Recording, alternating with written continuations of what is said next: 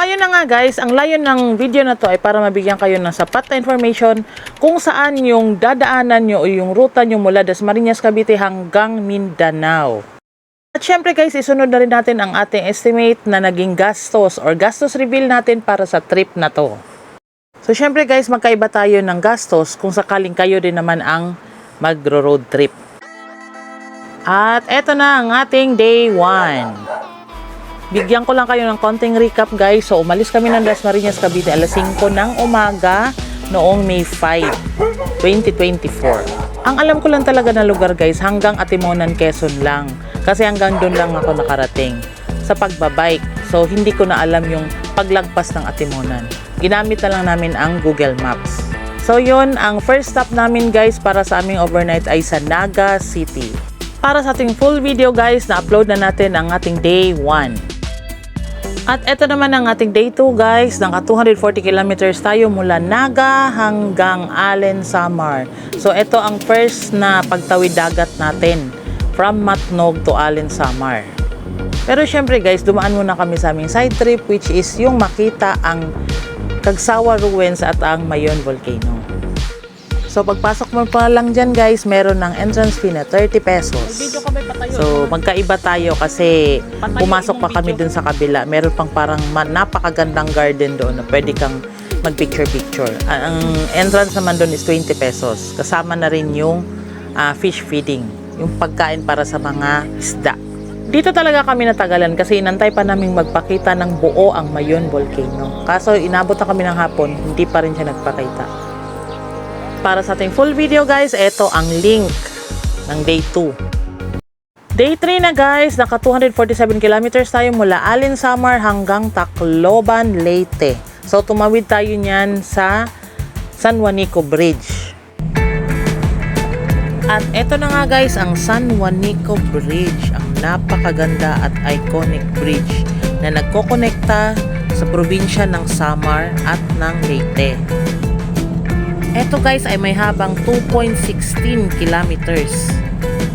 Ginawa ito sa loob ng 4 na taon at noong 1973 ay binuksan na ito sa publiko at ito ang tinaguriang longest bridge in the Philippines.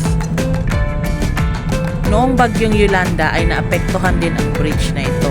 Pero minadali nila ang pag-construct uli or pag-rebuild uli para magamit agad ng mga tao. So, sa loob ng wala pang isang buwan ay nagamit uli at nag-open uli itong bridge neto. Kung pupunta kayo dito guys, hindi kayo pwedeng huminto dyan sa gitna or kahit saan dyan. Pwede kayong bumalik, maglakad kayo kasi meron namang daanan sa gilid, may sidewalk naman. Pero kung may sasakyan kayo, motor man yan o kung ano man yan, hindi kayo pwedeng huminto dyan sa gitna or kahit saan na part dyan sa San Juanico Bridge. May mga nagbabantay at mahuhuli rin kayo. So yun sa mga magro-road trip dyan, sasakyan man yan o motor, kagaya sa amin, dadaanan nyo rin itong bridge na to, itong napakagandang San Juanico Bridge. Ngayon guys ay meron na siyang mga pailaw sa gabi, kaya ang ganda na niya tignan dito pag gabi. So kung dun sa kabilang dulo guys, yun ang Samar. Pagtawid natin dito ay andito na agad tayo sa Tacloban, Leyte. So imagine nyo guys, kung wala itong bridge na to, gaano kahirap tumawid sa kabilang probinsya noong kapanahunan na wala pang San Juanico Bridge. Tsaka guys, ang ganda niya tignan sa gabi ha. Ayan o, maraming nga naglalakad nung pumunta kami rito. Pag maggagabi na kasi, maraming naglalakad sa gilid-gilid, nagpapapicture, kumukuha ng mga pictures. Pwede naman maglakad sa gilid kasi meron naman daanan ng mga tao. Hindi ka nga, ang layo nga lang kung tatawid ka pa sa kabila kasi 2.6 kilometers yan.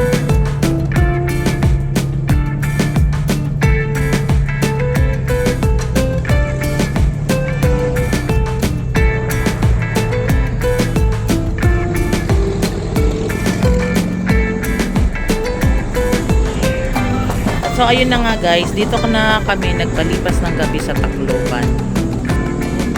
Gusto na rin namin magpahinga kasi nabugbog kami sa biyahe dito.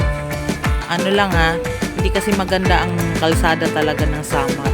Napaka rough road, kahit sabihin mo sementado. Ang daming mga uka-uka, kaya ang sakit sa katawan. Tagtag ka talaga sa biyahe dito.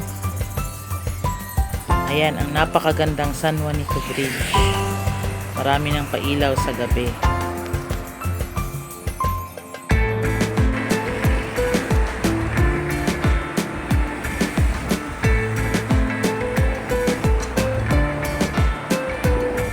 Para sa full video guys, uploaded na rin ang ating day 3 na video. Day 4 na tayo guys, 218 kilometers na nakuha natin mula Tacloban hanggang Lipata, Surigao. So sa Mindanao na yan kasi Surigao na. Siyempre, dinaanan muna namin ito sa Balu, Leyte ang MacArthur Landing. Malapit lang to guys, madadaanan mo talaga to. Kung galing kang Tacloban, papunta ka ng Liloan, madadaanan mo talaga to. Medyo papasok ka lang konti, pero along the highway lang din naman siya. At syempre, kung may napakahabang bridge, meron din namang napakataas na bridge. Ito naman yung Agas-Agas Bridge. Dito naman to sa Sugod, Leyte. Napakataas niya guys. Nakakatakot nga tignan eh. Ang haba nito guys ay nasa 350 meters or 1,150 feet. At ang height naman niya ay 292 feet above the ground. Dito hindi ka rin pwedeng huminto lang basta-basta dyan sa gitna. May mga nagbabantay rin dito guys, baka hindi nyo alam. Para makuhanan ko lang siya ng videos, huminto lang kami dun sa pinakadulo tapos naglakad na lang ako pabalik. At ayan na nga guys, nasa Surigao City na kami. Dumiretso kami ng city proper mismo ng Surigao para dito na kami mag-overnight. Babiyahe pa kasi kami ng Pabutuan kinabukasan. So eto na rin ang ating full video, ang Cavite to Mindanao Day 4. At eto na pinakaantay natin, magkano ang nagastos namin lahat. Sa pagkain guys, pag alis kasi namin, meron kami mga baon-baon, kaya konti lang talaga ang nagastos namin para sa pagkain sa 4 na araw. So ang gastos namin sa food, umabot lang kami ng 3,000 pesos for 4 days. Kasama na dyan ang 3 kain, almusal, tanghalian, hapunan at merienda. Siyempre humihinto rin kami para magkape kasi inaantok din kami sa daan. So kasama na dyan sa 3,000 pesos ang gastos namin lahat-lahat. Next naman natin guys ay ang ating accommodation o yung kung saan kami nagstay.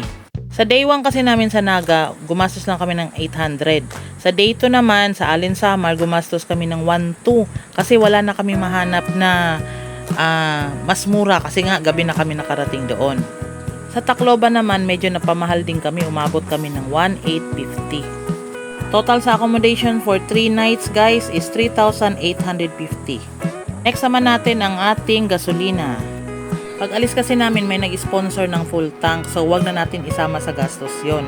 By the way guys, ang dala pala naming motor is Honda Click 125i version 3. Ang isang full tank ng Honda Click ay umaabot ng 5.5 liters. Guys, magkakaiba talaga ang presyo ng gasolina dito sa Luzon, Visayas at Mindanao. So siguro ang ibibigay na lang namin is estimate na lang kung magkano lahat-lahat ang nagastos namin sa gas. Total namin guys is 1,100 lang. May mga naitago pa akong mga resibo. So yan ang total na gastos namin sa gasolina. 1,100 mula dito sa Dasma Cavite hanggang sa Mindanao. At ang total kilometers pala namin guys is 1,075 kilometers lahat. Dasma to Surigao City. So mag-iibang gastos guys depende sa presyo ng gasolina. At dito naman tayo sa port to port na gastos namin. So mula Matnog, Sorsogon hanggang Alin Samar, ang ginastos namin is 1,176 pesos. Ito ay kasama ng motor at 2 tao. Ang biyahe namin is inabot lang ng 1.5 hours pagtawid.